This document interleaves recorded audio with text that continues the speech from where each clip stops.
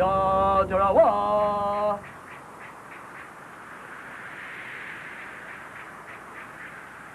Ya Tarawa.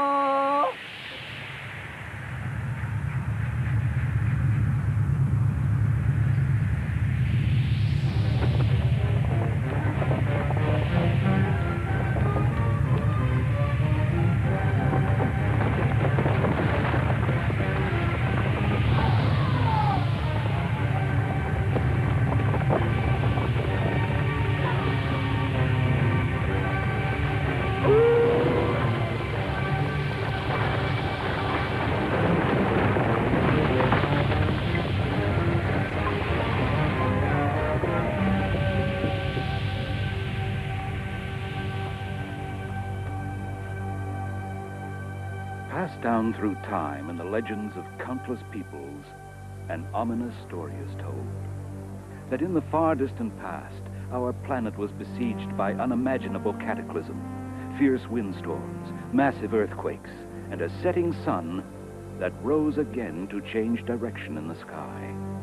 We are coming to realize that these may not have been legends at all, but factual accounts serving as a premonition of the devastation we may experience in the immediate future.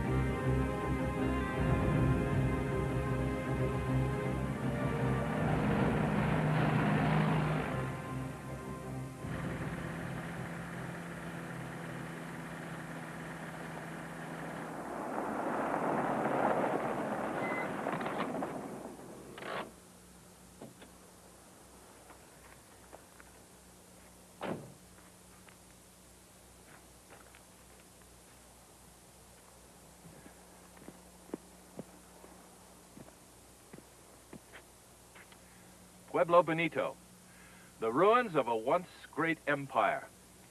It was built many centuries ago by the Anasazi Indians, an ancient American tribe that numbered in the thousands. Like many other civilizations, both before and after, the Anasazi simply disappeared, vanished, leaving only these stone foundations as a reminder of their existence.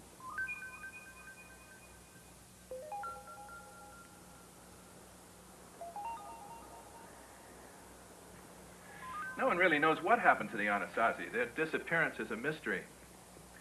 We do know that they were a technically advanced people. They had to be in order to survive in this harsh environment. They built complex food storage and water collection systems. They had a solid understanding of mathematics and a remarkable grasp of science. And yet they're gone. History, they say, repeats itself. Today, there's a growing feeling of apprehension, an aura of impending doom that we, like the Anasazi, may become a vanished civilization. And this belief isn't limited to a scattered few. It's a growing movement encompassing millions of people from all walks of life. They point to emerging scientific theory, to the predictions of psychics, both past and present, to the prophecies of the Bible to support their conclusion that our planet is about to undergo dramatic, cataclysmic change. Change so great that it could literally mean the end of the world.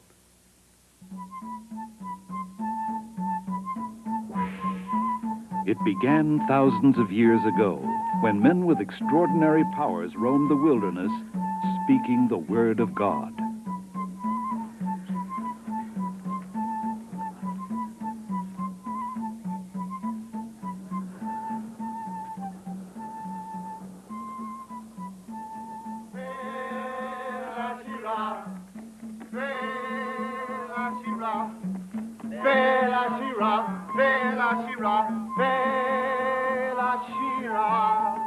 Ye who have forsaken the Lord our God, listen to his word.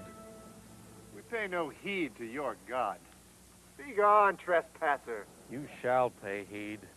For a day will come when the Lord Almighty will shake the heavens and the foundations of the earth. Every city will fall, every mountain will crumble, and your ungodly sanctuary will be laid waste before him. The word of your God means nothing here.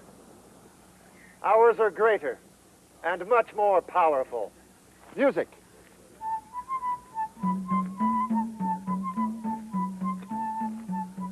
Such a shame to waste your music on stone ears.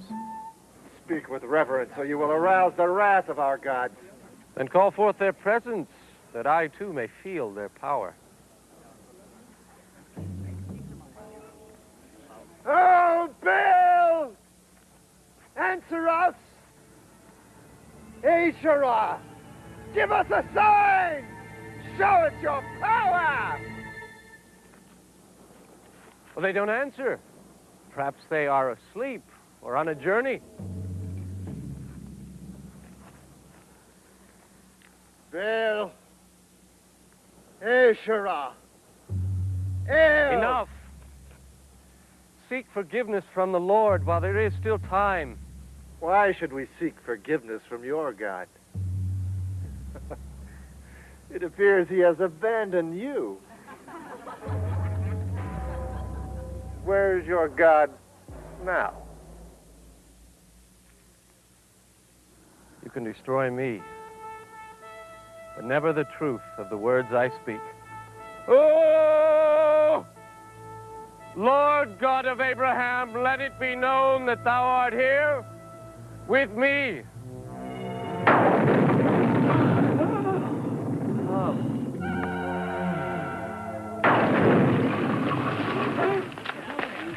A trick! He's a fake! As this graven idol lies before you, so shall the earth break into pieces before the Lord. When these things happen and the wrath of God has come, though you shall pass away, my words shall remain forever true.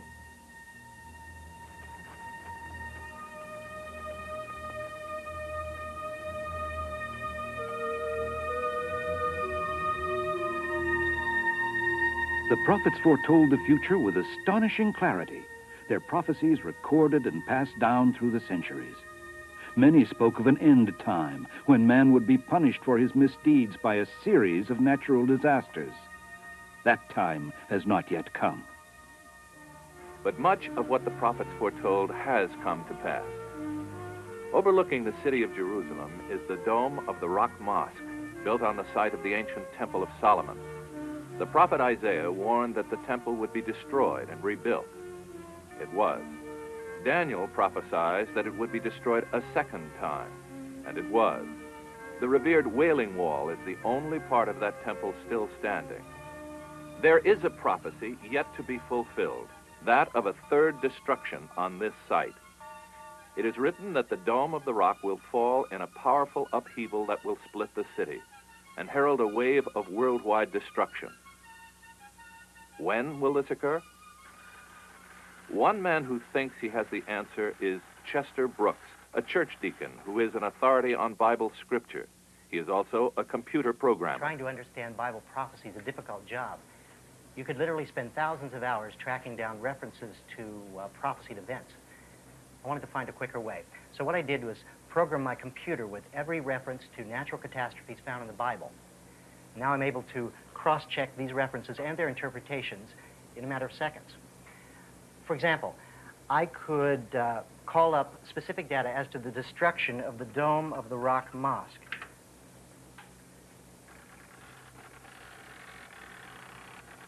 This will tell me every verse in the Old and New Testaments that refer to this event.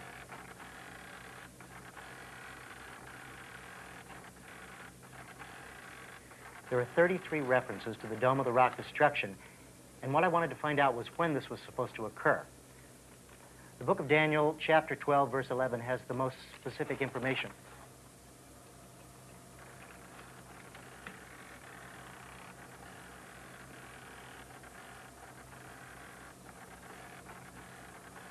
According to Daniel, the mosque will be destroyed 1,290 days after its dedication. Now, scholars commonly interpret prophetic days as equal to our years. We know the mosque was dedicated in 692 A.D., so by using simple arithmetic, we can ascertain that this destruction will occur in the near future.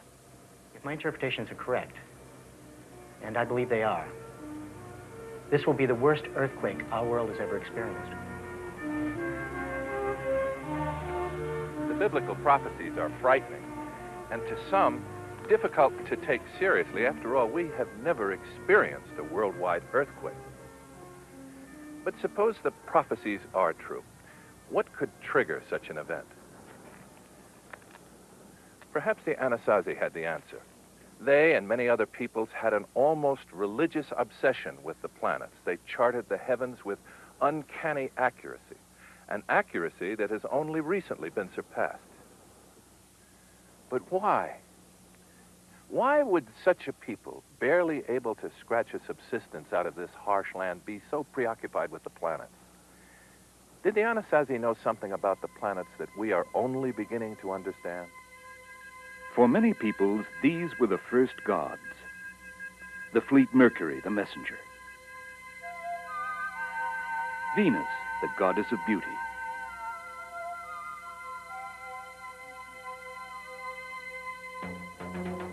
Mars, the great warrior.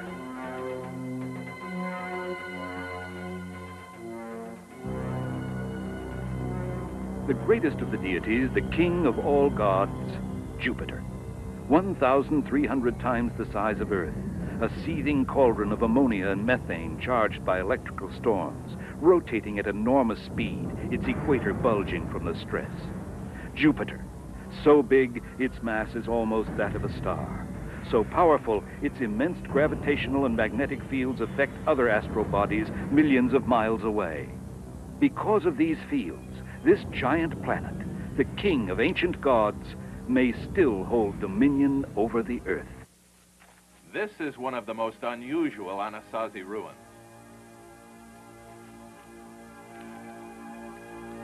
It's called Casa Rencanada. And for years, no one could explain its function or its purpose. Archaeologists long suspected that there was some significance to its unique design. But it was only recently someone was able to decipher the code locked in these ancient walls. The key was in the windows, the number and placement of which enabled the Anasazi to calculate the cycles of the planets, the number of days it took Jupiter, Saturn, Venus, and Mars to make a complete revolution in the sky. Casa Rinconada was, in effect, an early astronomical calculator. Maurice Chatelain, a former NASA scientist and mathematician, has conducted an extensive study of Casa Rinconada. The reason why they were so much interested in those planets is because they had noticed that every time something happened on the surface of the Earth, like earthquakes, volcanic eruptions, you know, or tidal waves, it was always connected. It was synchronized with planetary conjunctions. So they wanted to try to calculate in advance when it would happen again. If Chatelain is correct in his analysis, the Anasazi knew of a link between natural disasters on Earth and the positions of the planets. That's affirmative. We're go.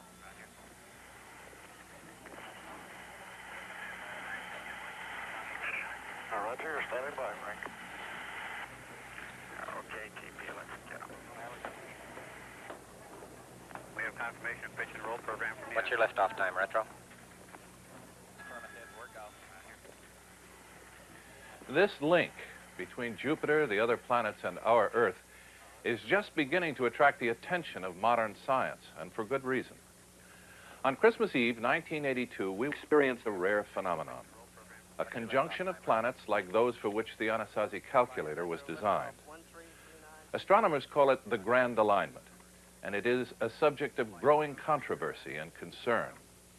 There are a number of reputable scientists who believe this grand alignment could trigger worldwide devastation, ushering our planet into a 20-year era of cataclysm. Is this really possible? Could planets millions of miles away have such an effect on our Earth? For the answer, we must take a closer look at our planet itself. The Earth, hurtling through space at 1.3 million miles per hour, simultaneously rotating on its axis and orbiting around the sun while our entire solar system speeds through the universe. The surface of the Earth is also in motion. The crust is divided into 12 huge sections called tectonic plates. These plates are constantly in motion, and they carry the continents with them. Their movement is far from peaceful.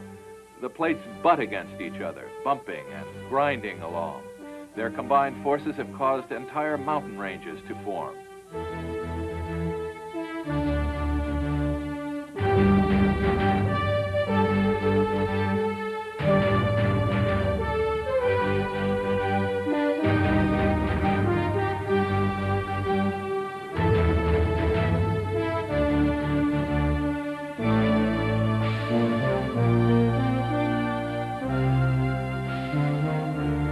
This is the scar left by two plates locked in eternal confrontation.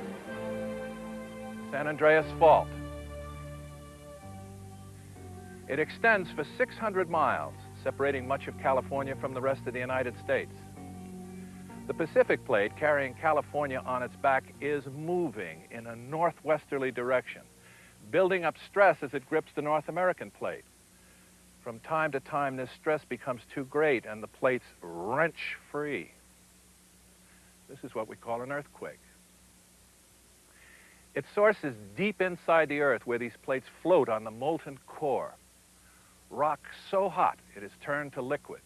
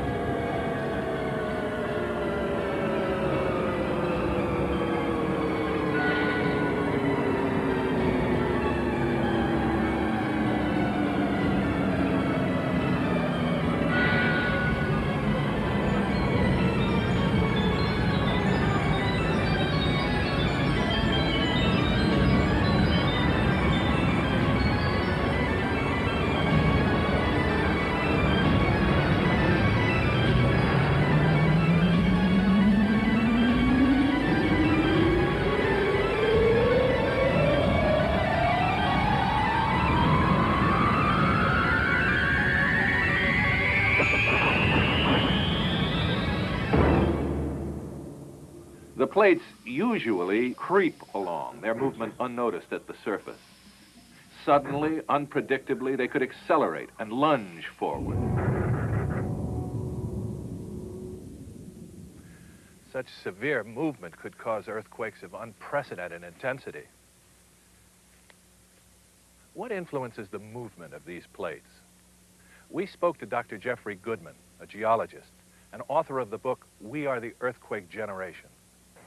Abnormal movement of the tectonic plates seems to be related to changes in the Earth's rate of rotation. As the Earth goes about its daily rotation, there seems to be periods of time when it either speeds up or slows down. It's like the principle of inertia. You can be driving along in your car and then suddenly apply the brakes and everything is pitched forward. And the Earth's plates are like the passengers in the car as it rides on the Earth's surface.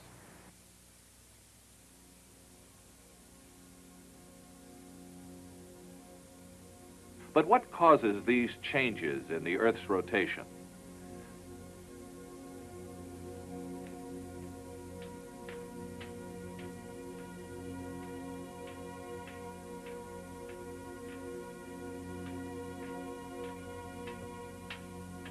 Dr. Stephen Plogman, co-author of The Jupiter Effect, has studied the effects of external forces on our planet.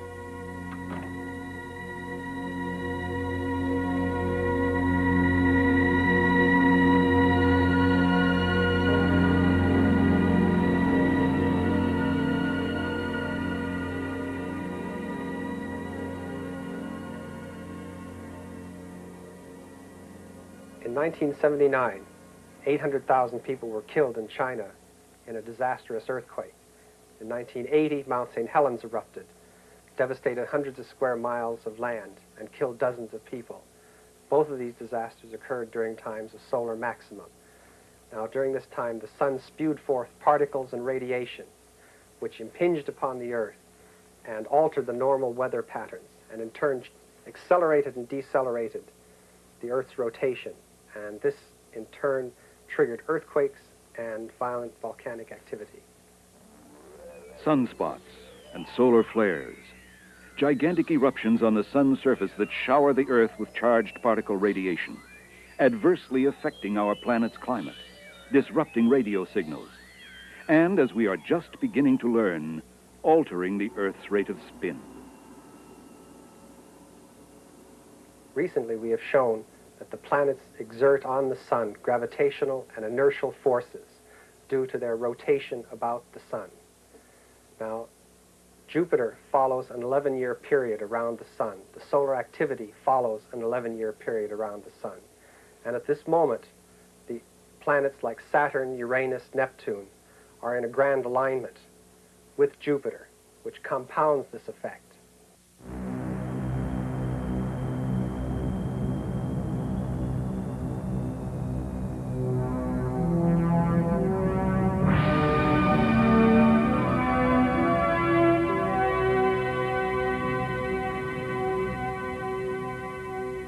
Christmas, 1982.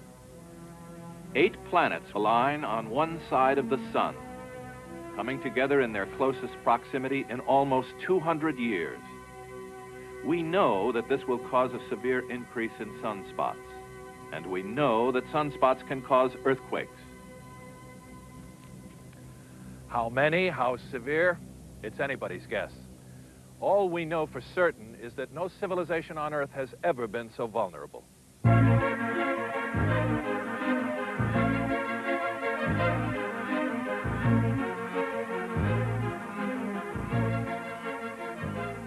The cities, massive cathedrals of concrete, glass, steel, and people.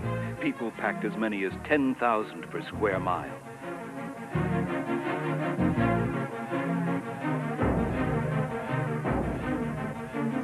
Man's cities may be monuments to his dominion over the earth, but they may also be the key to his demise. Tokyo, a city on an island. There is no more room to spread outward, so the city must spread upward. And the likelihood of disaster grows ever greater. 12 million people live and work here, even though the islands of Japan sit upon a geologic time bomb, the juncture of two massive crustal plates. When one of the plates gives, the entire country might sink. The last great quake here in 1923 left almost 100,000 dead, and the entire country's population was only 6/10 of what it is today. New York City. Contrary to popular belief, it is not built on solid rock. 7 faults slash through Manhattan.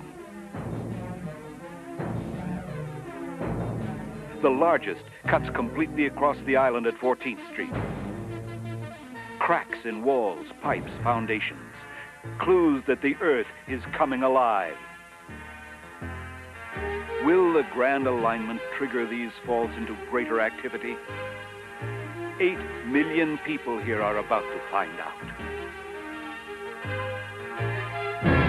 Los Angeles, perhaps the most vulnerable city of all.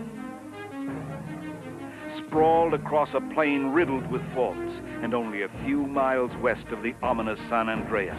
This is truly a city on the brink of disaster. Any day now, Central to Southern California is going to be hit by a massive, horrendous earthquake. Peter Franken was director of Advanced Projects Research Agency for the Pentagon. If it should be centered near Los Angeles behind me here, it will take out that city. Now, what do we mean by take out? If it happens during a working day, it means 100,000 or more people promptly killed. It means 1 million or more dreadfully grotesque injuries, almost certain to result in death. It means uncontrollable fires, failure of electricity, subsequent spoilage of food, plague-like diseases, and we are in a country utterly inequipped at the present time to deal with a catastrophe of those proportions in any way, shape, or form. And yet here, and in many other endangered cities, life goes on as usual, or at least seems to. This might look like your neighborhood bookstore, but look closely. These aren't ordinary books. These are survival manuals, pamphlets, magazines, and paperbacks on everything from self-defense and food storage to building a fortified bunker. They also carry supplies, dehydrated food, first aid kits, camouflage gear, and weapons. Our customers are just middle-class individuals that are concerned, people that want to be prepared for whatever situation that is coming. I don't think they're crazies. I think they're smart. The individual that sits by and says, well, what will be, is not a smart individual. The real horror of this is that we are not prepared. Today, in the Los Angeles area, or New York, or any area, 100 severely burned or injured people would saturate our ability to care for them properly. When we begin to think in terms of 100,000 or 500,000 or 1 million grotesquely burned, injured, damaged people without blood supplies, without operating hospitals, without adequate medical help of any form, you begin to see the dimensions of the horror. It isn't all over as a terrible statistic in 10 minutes. It lingers for weeks. Dead and dying people are not much fun to watch, especially when they're your own, or your own children, or your own friends, and your own neighbors. We're all concerned with the coming disasters. None of us know where we're going to be. Some of us do not know how to defend ourselves in an emergency. And I don't think things are getting better, so I think it's really right to be a survivalist. I wish more people would be. Then I wouldn't have to think about feeding them and worrying if they're going to kill me because they didn't put their food away.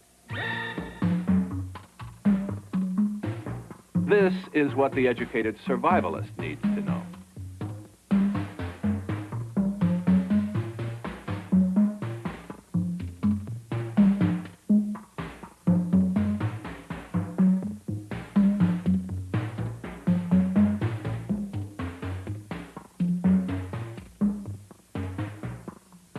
I think the non-survivalist is probably the most dangerous person in the country, and there's a lot of them. because God knows what he's going to do when he runs out. What's he going to do when he runs out of food and he runs out of water? What's he going to do? He's going to let his family starve? In what looks like a typical middle-class neighborhood, survivalism has taken on a new dimension. It's called the Stell community, and it's located 60 miles south of Chicago. The residents of Stell look ordinary enough, and they are, with one exception. Everyone here is convinced that the world is about to come to an end. Over the next 20 years, basically, we are expecting that there will be an increase in the number of earthquakes that occur around the globe, as well as an increase in volcanic activity. And that will gradually... Tim Wilhelm is a former Ohio schoolteacher who now heads the Stell community's Office of Technology. Also, along with seismic activity, we also are expecting probable changes in climate, as well as accompanying economic problems that would be worldwide. But Stell is prepared. Its population is only 125, but it has its own water purification plant, a facility that uses corn, which they grow, to produce ethanol, a substitute for gasoline, and a manufacturing plant, enabling Stell to be almost completely self-sufficient. Their most precious resource, the children. Stell's future brain trust. From the moment of birth, these children receive individualized training that will prepare them to be the leaders of Stell's future civilization. All of above average intelligence, they can read by the age of 3. They write at 4. But what will they do when the end comes? That too falls within the master plan. The entire Stell community is preparing for an airborne evacuation. By 1999, they will design and build 2,000 to 3,000 airships, which will carry Stell's residents above the Earth, where they will hover until it is safe to return. Then they will build a new community, which they will call Philadelphia. The reason we are taking the steps we're taking to deal with what we see, again, as a probable future, is that if it does happen and no one takes steps to survive or carry through this event, man will basically revert to a Stone Age existence.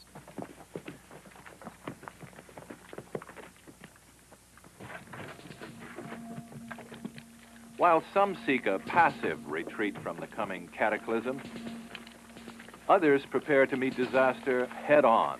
Soldiers!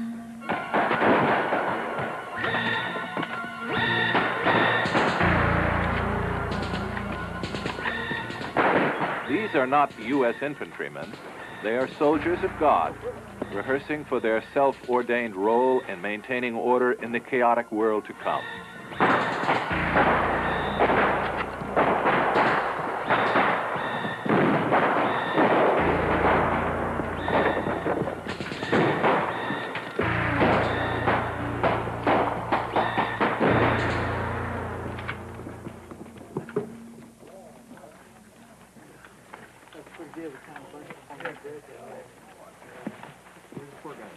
They number more than 100, and with their families have established the community of Zarephath Horeb, a crude settlement hidden in the backwoods of the Ozarks.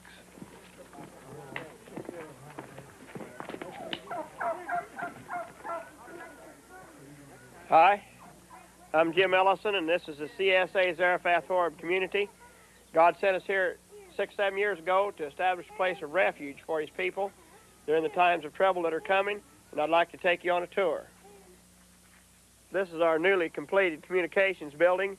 We've got it almost ready. We're going to put radios and different kinds of communications equipment in there so that we'll be able to communicate with other people after the collapse. We put this tower up to put the antenna on, and also for a point of observation because it's the highest point in the community. As you can see, we've cleared back 250 yards all the way around the perimeter for defensive purposes in case we're attacked.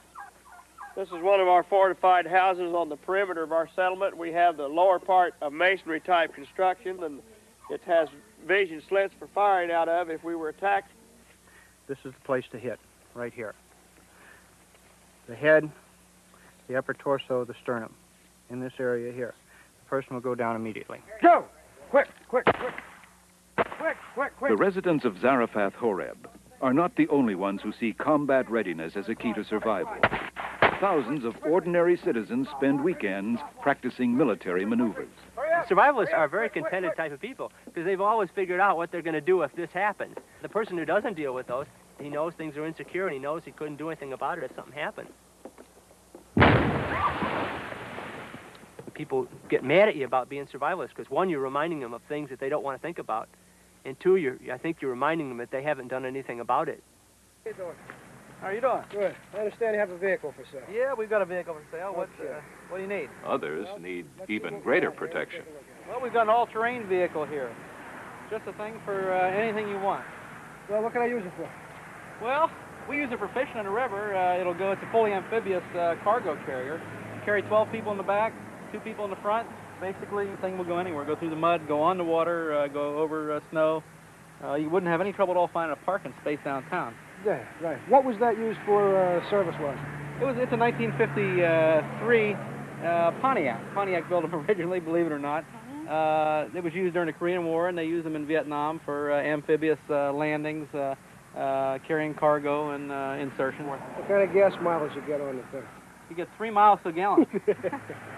Does the machine gun work? No, that's just a replica, but if you want to, we'll sell you a real one. Yeah, I like that.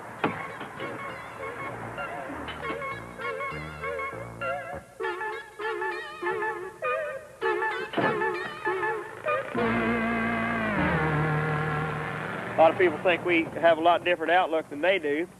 Really, the only difference is that we have a mission from God. He set us aside for this purpose, and this is our whole purpose in being here. All of what we're doing is to prepare for what's coming, and we're just trying to establish this refuge for God's people during this time of trouble.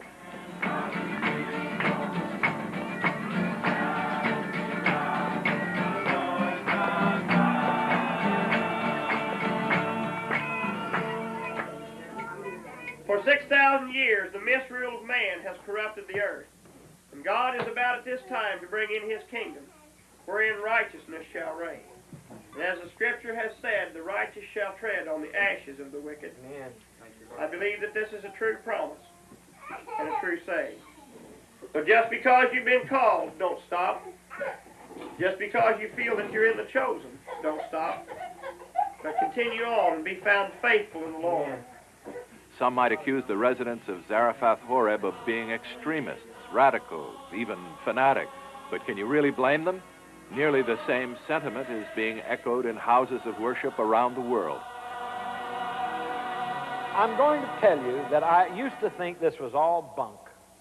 But I have done some research, and I have come to see that the Bible does speak, and quite candidly, about the signs that are sure enough signs of the end of the world. Number one, the first thing that took place, he predicted it, the destruction of the temple. Sign number one, the end is coming. The second thing Jesus said to watch for is false messiahs. False messiahs.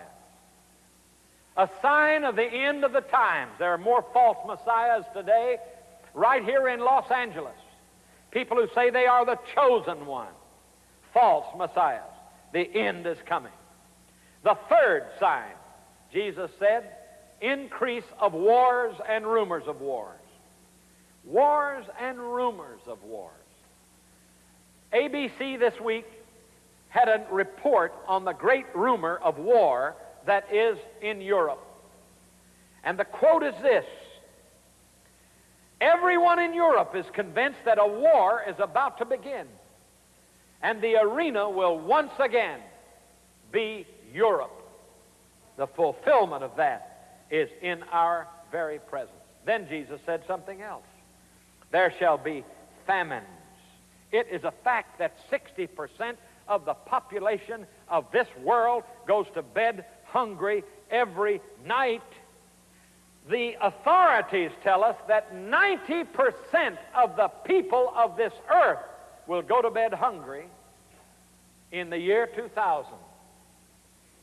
Another thing Jesus said would take place: earthquakes in unusual places.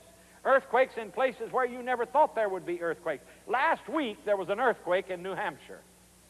Strange places are having earthquakes that never had them before. And then, Matthew 24:12, and because iniquity shall abound, the rise in crime. We're becoming an armed camp, and everybody is afraid, terrified. If you don't believe it, the security alarm system business has quadrupled in the last 3 years. Tremendous worry. The whole world is sensing the rise of iniquity. And that's just what Jesus said would happen. Now, let me tell you something. I believe that the signs of the ends of the world are all around us. I believe they have all been fulfilled, that it's all coming to a close. A French minister said one time, men will be in the streets, in busy commerce.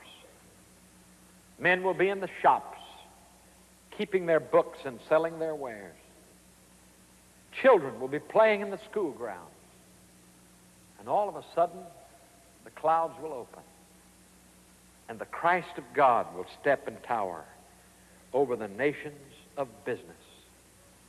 And he'll say, gentlemen, it's closing time. It's closing time.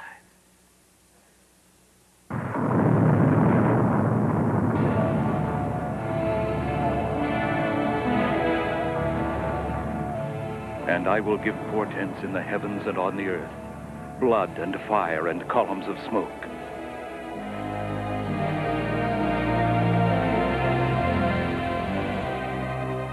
The sun shall be turned to darkness, and the moon to blood, before the great and terrible day of the Lord comes.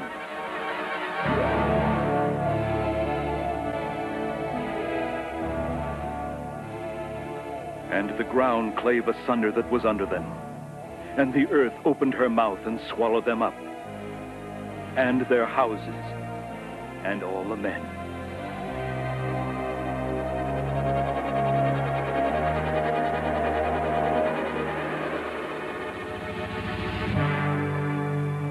The fact of the earth shall quake at my presence, and the mountains shall be thrown down.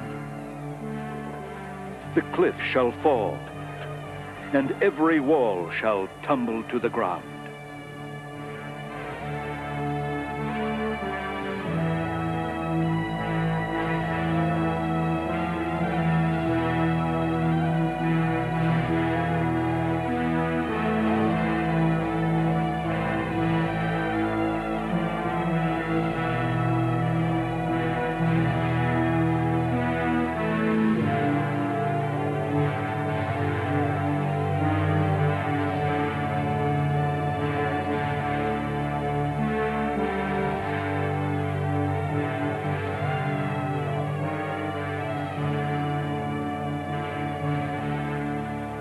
The 1980s have dawned with a sweeping worldwide increase in violent geologic activity and extreme weather conditions, a cycle of destruction that could lead to greater and greater devastation in the years ahead. How severe will it be? Scientists are reluctant to make specific predictions, but some individuals possess startling visions of what the future holds. I do see dramatic changes in the Earth in the next 20 years. Her name is Clarissa Bernhardt. They call her the Earthquake Lady. She has predicted with uncanny accuracy the times, locations, and magnitudes of more than 30 earthquakes throughout the world. I see the San Francisco Bay becoming an inland sea. And up and down the west coast, a lot of volcanoes becoming active again. Flurries of earthquakes, of course, which do accompany volcanic activity. The east coast will have changes also, but I see more in the western part as being the most dramatic by the turn of the century. The rest of the world will find there is increased activity. There'll be earthquakes in places that have not been earthquakes before.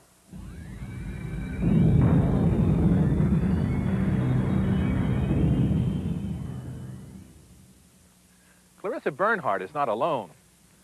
Dozens of psychics alive today, many of those whose predictions were recorded in the past, share visions of major Earth disturbances beginning in the early 1980s and continuing to the end of the century. This is what they see.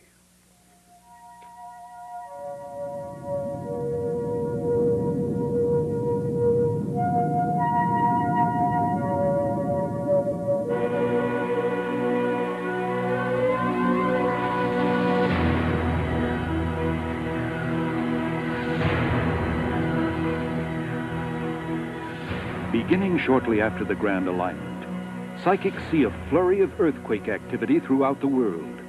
In the United States, Japan, the Middle East, and China. The results will be devastating.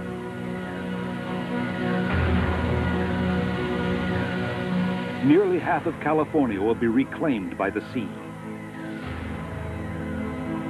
Tidal waves will sweep through India and major portions of the Far East.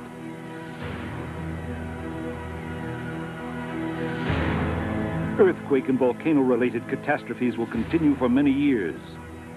One clairvoyant has seen more than 400 million people wiped out by the year 1990.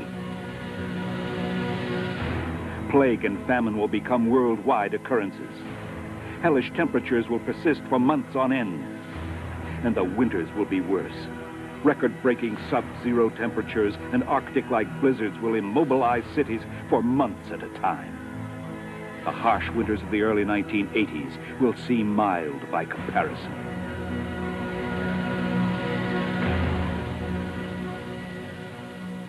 Psychics presented a very terrifying picture of the future. They talked about how over the next 20 or 30 years, the Earth would be hit by a number of repeated volcanic eruptions, earthquakes, tidal waves set in motion. It was really horrifying what they were portraying.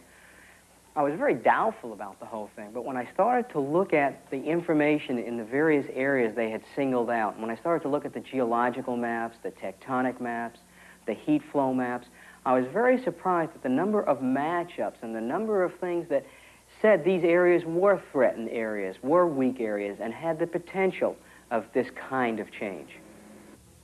This is the world as we know it today.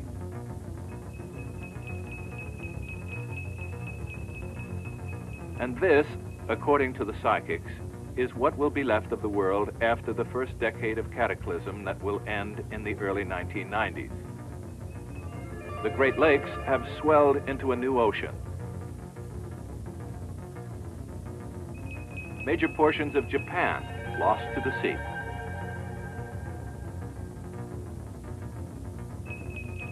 As well as parts of Ireland and England.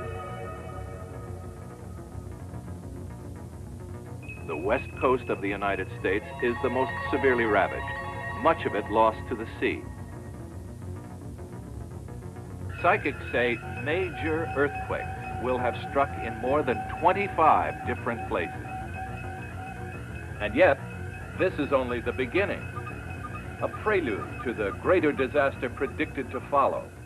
By the year 2000, the psychics predicted what would be called the ultimate disaster. They talked about how earthquakes and volcanic eruptions would occur almost on a daily basis, how the magnitude of these events would be the biggest ever recorded by man. They were talking about earthquakes that would literally be 9 and 10 on the Richter scale, something that even no one could possibly imagine at this point in time. The amount of energy would be equivalent to tens of thousands of atom bombs from any one single event. Let's look at this thing. 9 and 10-point earthquakes. What does this really mean?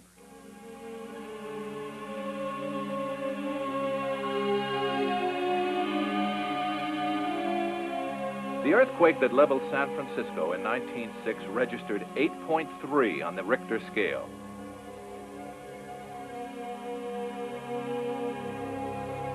A magnitude of 10 points is generally considered the top of the Richter scale. That would be a quake with about 100 times as much energy as the San Francisco quake. A 12-point earthquake would release nearly 10,000 times the energy of that quake.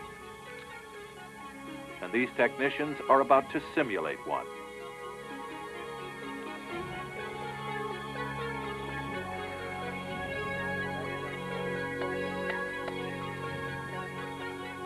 Program loaded? It's ready to go.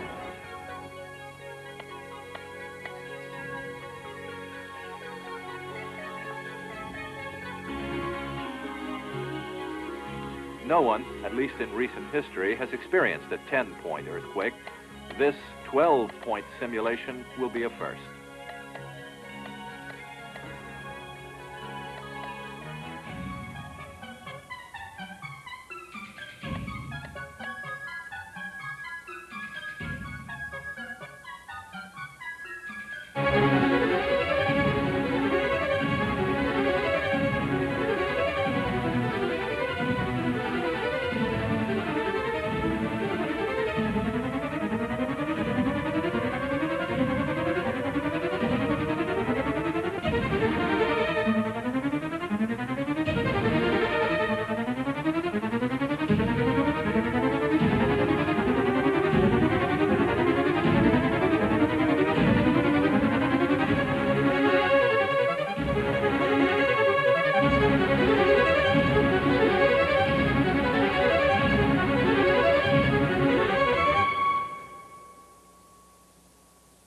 Terrifying.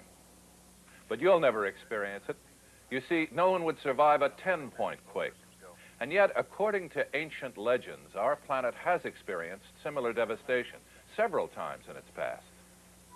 In the past, there were 3 worlds.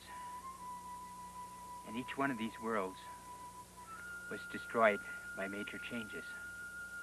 Sun Bear, a Chippewa Indian, is a modern-day medicine man.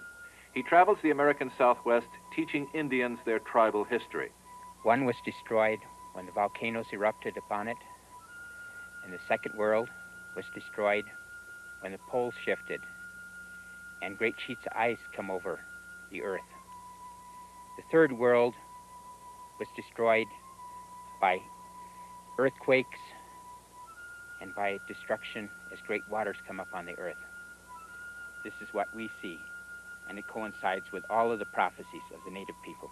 The Indians are not alone in their belief in world ages. Egyptian hieroglyphics, Aztec and Mayan legends, and the religious scriptures of many faiths all recorded periods of great destruction, cities sinking into the sea, incredible earthquakes and volcanoes, followed by the sun changing direction in the sky. And of course, the great flood of Noah. Are these merely legends?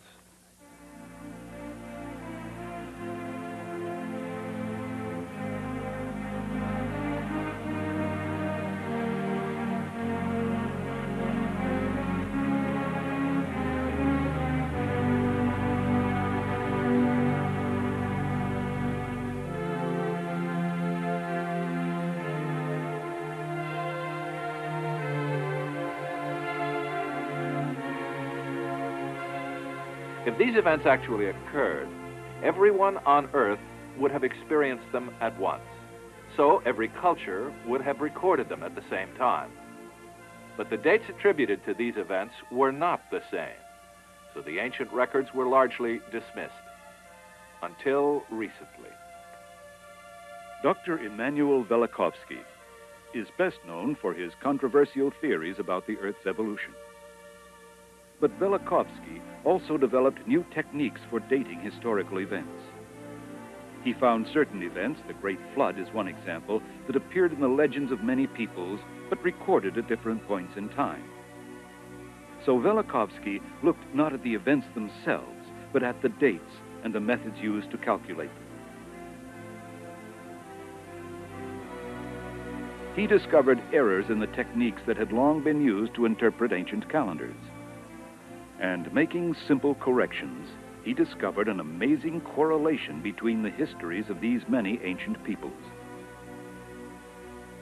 The dates of the catastrophic events did match up, and Velikovsky was convinced that these events not only took place, but also dramatically changed the face of the Earth at several points in its past. This was called the theory of catastrophic evolution. It was scoffed at by scientists who for hundreds of years had believed that the Earth evolved through slow, gradual change. They wanted solid proof, physical evidence. But some men saw validity in Dr. Velikovsky's theories. They set out to find traces of civilizations that were destroyed by cataclysm. For a period, they came up cold. Then, in desperation, they turned to a psychic with an impressive track record for locating missing people and objects. His name is Alex Tanis, and he has astounded science with his extrasensory abilities. So we went into the Bermuda Triangle to find this evidence. I did an out-of-body experience. This means that I am able to separate myself, and a part of me went down below the ocean and swam and found a beautiful lost city. This city was so beautiful. It had roads made of white marble. It had buildings which I could not describe. I saw temples, and I saw columns, stairways which existed, which I had never seen before. The whole thing was just amazing to see.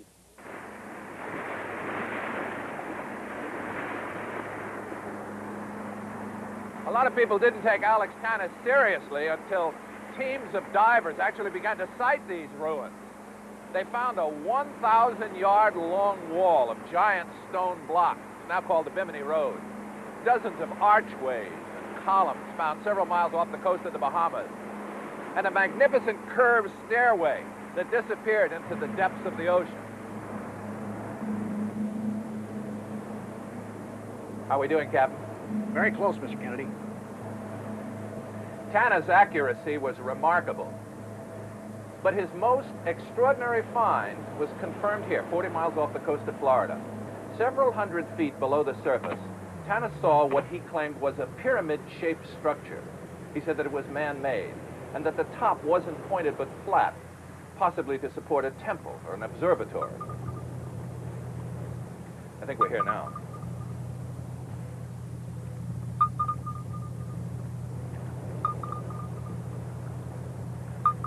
Amazing. Can we get a better view? We can look at a video playback. This could be the most extensive underwater ruin ever discovered.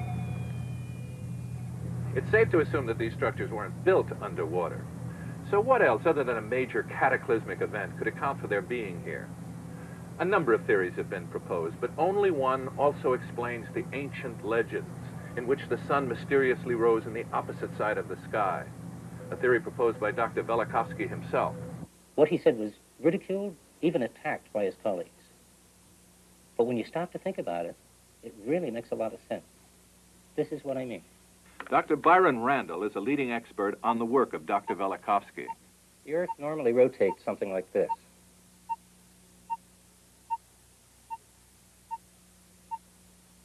But Dr. Velikovsky proposed that several times during Earth's history, there was a dramatic change in the axis of its rotation, a pole shift.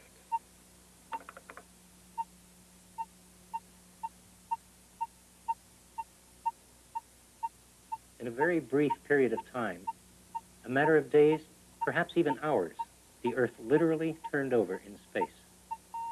Is that what the legends were describing? A planet that toppled in space? Since we know the Earth couldn't possibly do this, we might seek some other more plausible explanation, if it weren't for some remarkable evidence now acknowledged by science. At the Pisgah lava beds near Barstow, California, geologist Carl Lofstrom conducts research that reveals startling information about our planet's history. For hundreds of years, navigators and explorers have used a simple device to find their way through the world, the compass. It works on a very basic principle, a magnetized needle that always points to the north. Now, one might assume that compasses would always have pointed to the north, but they haven't. And this lava bed proves it. By studying lava samples, what we've learned is that the north and south poles were not always where they are today. In other words, if there were such a thing as a compass thousands of years ago, it would have pointed in another direction.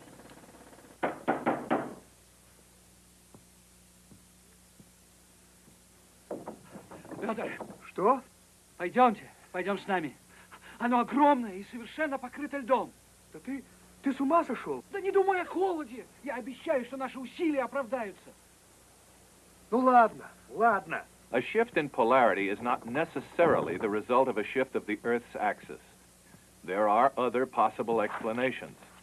But discoveries, like the one in Siberia a century ago, are otherwise much more difficult to explain.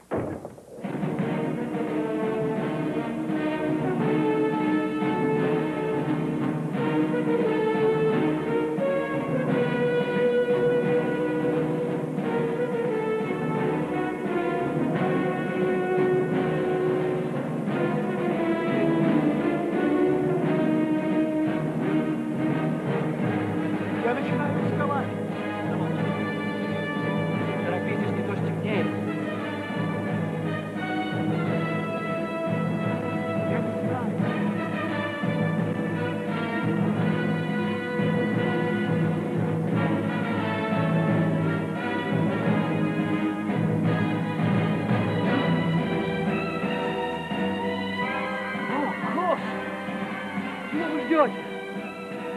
Пойди там, Петр, постарайся вот снова.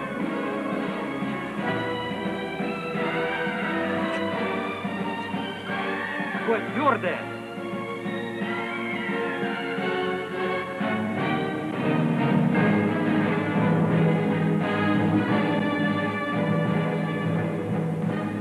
Посмотрите, я нашел ногу.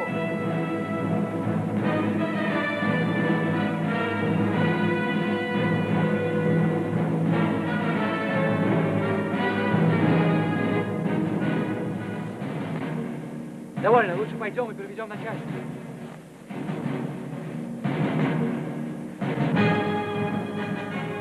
It was a completely preserved mammoth, dead for more than 15,000 years, frozen while still standing.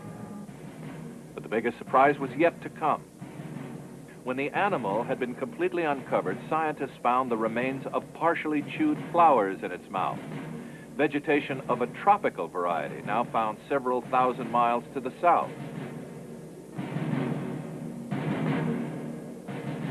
To date, the remains of more than 40 mammoths have been found here in an environment where they clearly did not belong. One possible explanation: the animals had been flash frozen as the Earth turned over in space, carrying them and their surroundings into an instant ice age. John White, author of Pole Shift, is a leading authority on this phenomenon. What would happen during a pole shift? We could describe it as global cataclysm. First of all, as the Earth suddenly lurched in space, the oceans would spill out of their basins and overrun the land masses in tidal waves many hundreds of feet high. Also, as the Earth were suddenly tumbling through space, it would create the effect of hurricane winds many hundreds of miles per hour. There would be earthquakes greater than have ever been measured before. There would be instant change of geography, too, as land masses were submerged and new ones rose. Volcanoes around the Earth would explode. Huge lava sheets would pour out across the land masses, and the air would be filled with poisonous gas and ash. Climatic zones would change instantaneously because the Earth would suddenly alter its position in space.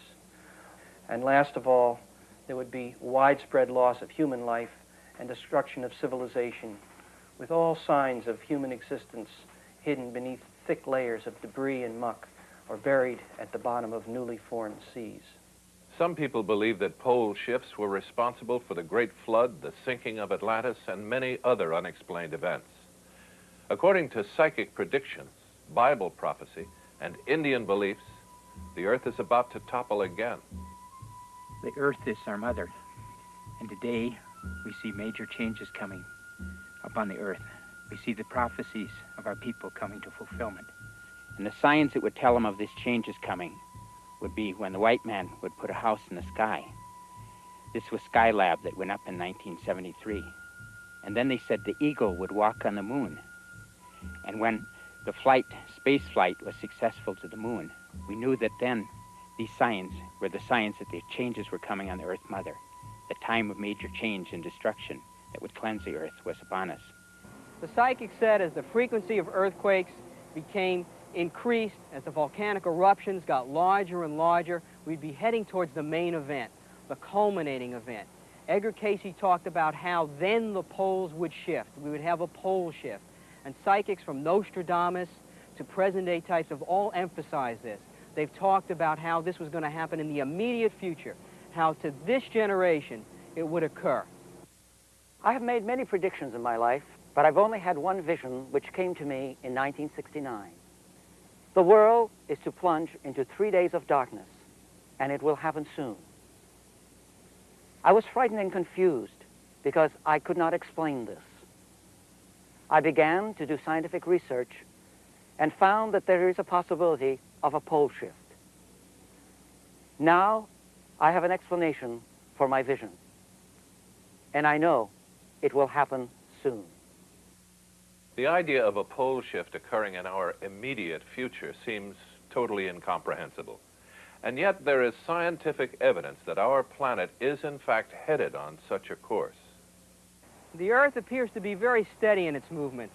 There's the daily rotation, there's the periodic tilting of the axis, but in the early 1900s, scientists discovered that there was an actual wobble to the movement of the axis. They call this the Chandler wobble. It's akin to a top that starts to slow down in its rotation, and the movement gets very helter-skelter. Right now, we're at a point in time that this wobble is on an increase, a very dramatic increase. And you know, when a top starts to get too much of a wobble to it, it falls over.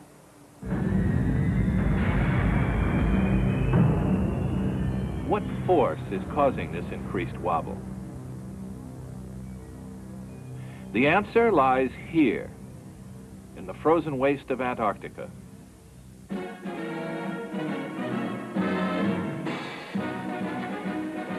Admiral Byrd's first expedition to the South Pole focused the world's attention on this continent of ice.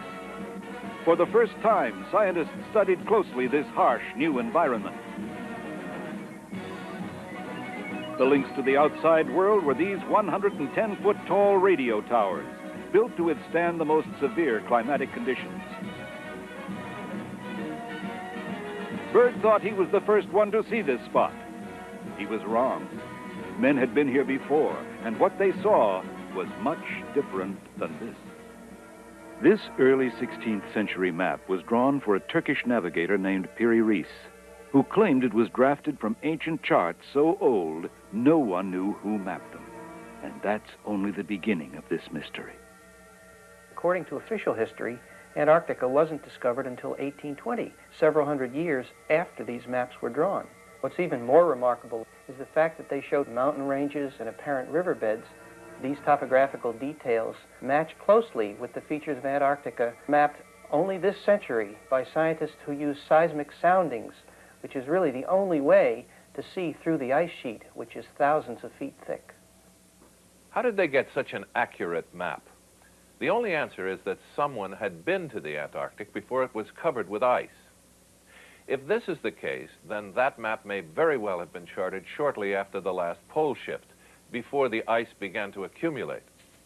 Since that time, the ice has been building at a rate some scientists consider alarming.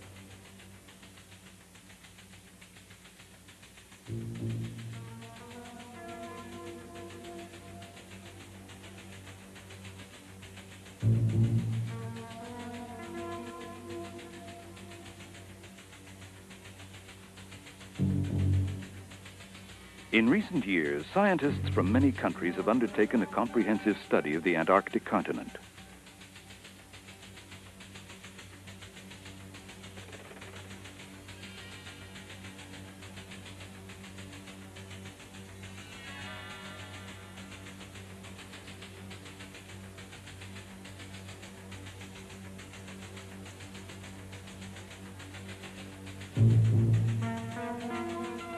Seismographic soundings bounce shock waves off solid ground thousands of feet beneath the snow, giving an accurate profile of the contour and depth of the ground below the ice. The amount of ice here is difficult to comprehend. 90% of the Earth's fresh water is locked in this frozen wasteland.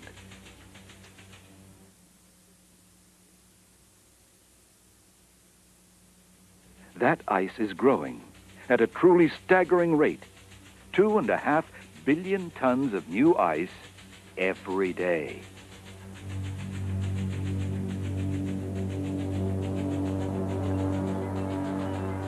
Admiral Byrd's radio towers have long since been completely covered by the rampant ice. This evidence seems to fit an incredible theory, that every 7,000 to 10,000 years, the ice buildup at one of the poles is so great that it becomes the force that causes our planet to topple. But what mechanism could set all this in motion? A very large earthquake or series of earthquakes occurring at just the right point in time could cause a flip. It would be the straw that broke the camel's back, so to speak. And we already know that earthquakes 7.5 on the Richter scale or larger cause the Earth's axis to shift, to jiggle in space. And so an even larger earthquake could be the trigger. If the earthquake occurred at a point in time when the Earth's balance was already jeopardized by an unusual buildup of ice and snow at the poles, we could have an event like this happening. And psychics see just this kind of earthquake occurring in the year 2000.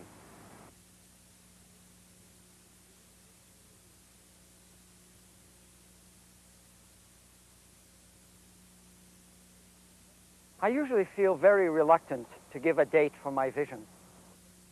But I feel so strongly about the year 2000 that I need to make this date known. The year 2000 is a year of transition and change in civilization, brought about by a warning. It is unfortunate that this warning will be realized through destruction and death. That probable future is that on or near the date of May 5th in the year 2000, there will be some sort of a major geological catastrophe that is global in nature. It is very clear there will be a second quake, one much more severe than the first. According to the scriptures, this earthquake will leave no mountain standing and will completely obliterate the earth as we know it. These people knew from their history that there had been pole shifts in the past. So they made their calculations and they found out that there could very well be a pole shift in the year 2000. The end of this century, or the year 2000, is significant because nearly all the sources indicate that is when the planet will undergo a pole shift. Whether by pole shift or other natural catastrophe, a large number of people all point to the year 2000 when our planet will face the ultimate cataclysm. But why that year? For the answer, we must once again look to the skies. Following their rendezvous in late 1982, the planets will have continued to speed through the heavens, the great magnetic and gravitational forces of Jupiter becoming less and less influential. And then, May 5th, 2000.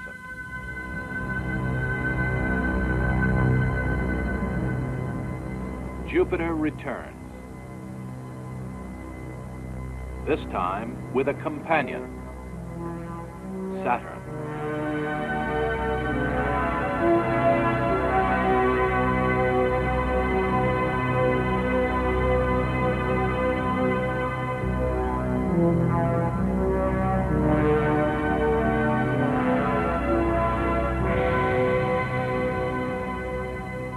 These two giants will align in a super conjunction, meeting Mars and Mercury in a straight line beyond the Sun. This menacing alignment will exert far more gravitational pull and has a potential for catastrophe much greater than the alignment of 1982. The time is coming when all these things you are admiring will be knocked down, and not one stone will be left on top of another. All will become one vast heap of rubble. For nation shall rise against nation, and kingdom against kingdom, and there will be great earthquakes and famines in many lands, and epidemics, and terrifying things happening in the heavens. Then there will be strange events in the skies, warnings, evil omens and portents in the sun, moon, and stars. And down here on earth, the nations will be in turmoil, perplexed by the roaring seas and strange tides. Then the peoples of the earth shall see me, the Messiah, coming in a cloud with power and great glory. So when all these things begin to happen, stand straight and look up, for your salvation is near.